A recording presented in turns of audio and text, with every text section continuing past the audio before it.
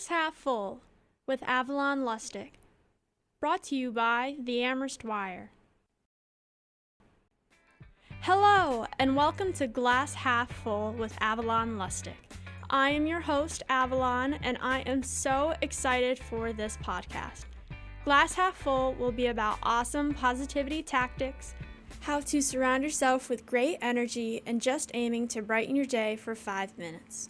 I guess I should start with a little bit about myself, considering that it is the debut show. My name is Avalon. I'm a senior here at UMass Amherst, and I used to be a really negative person. A realistic Rita, a Debbie Downer, whatever suits your fancy. But one day, my friend from home, whom I trust a lot, told me that I was the most negative person he knew, and that really struck a chord with me. From then on, I decided to make a more conscious effort to think more positively about myself, the things that I am doing, and about my life in general. And hopefully, this podcast will inspire you to do so also. For the first show, I thought it would be a good idea to define what an optimist is and go from there. An optimist is someone that can see the bright side of any situation. For some, that can be annoying, but for others, it can be inspiring. Winston Churchill once said, "The pessimist sees difficulty in every opportunity. The optimist sees the opportunity in every difficulty." Optimism affects people beneficially both psychologically and physiologically. Optimism helps reduce mental challenges like anxiety, depression, and even helps reduce stress. In addition to helping your state of mind improve, optimism also provides physiological benefits. According to the Harvard Health Plan, it reduces the risk of heart disease, reduces blood pressure, and it can even help you live a longer life. The Harvard Health Plan also said that people who are healthy are likely to have a brighter outlook than people who are ill, so perhaps optimism is actually the result of good health instead of the other way around.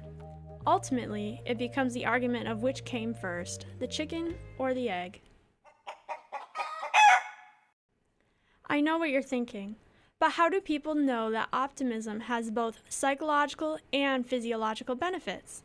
Well, Barbara Fredrickson, a psychological researcher at the University of North Carolina at Chapel Hill, created a research project testing if optimism had both physiological and psychological effects.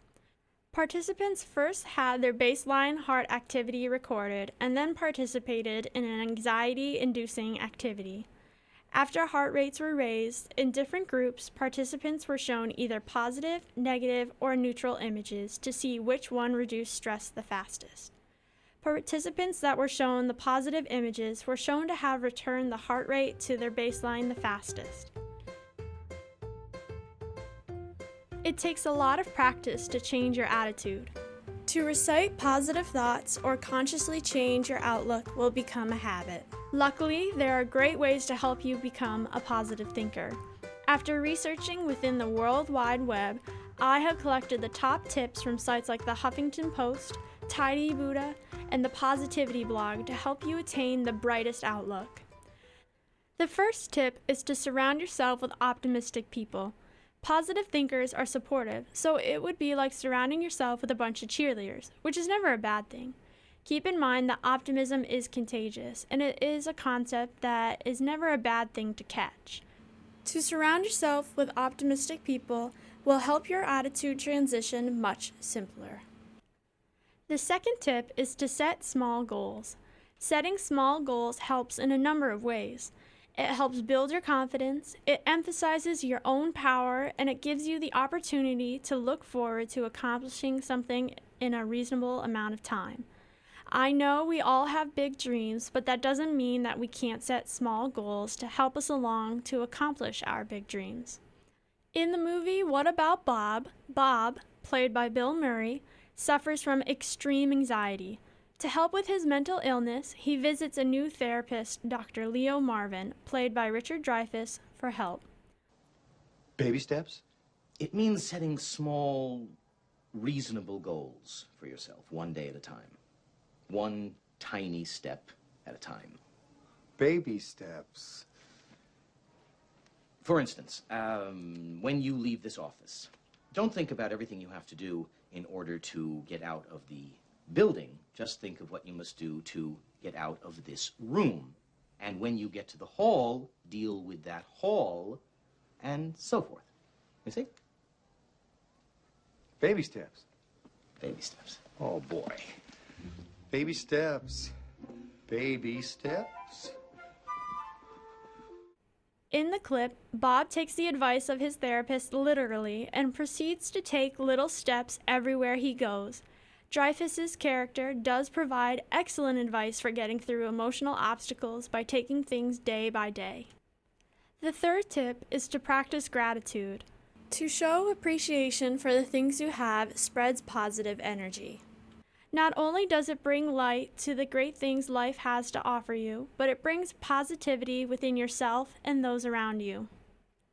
The fourth tactic is to find a more helpful way to view your troubles. Henrik Edberg from the Positivity blog wrote, "Not all troubles in life are molehills or simply made out of air, and these more substantial challenges can easily drag you down.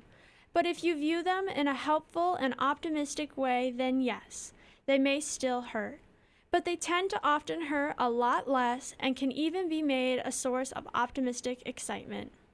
Two great questions to ask yourself during challenges are, what is one opportunity in this situation?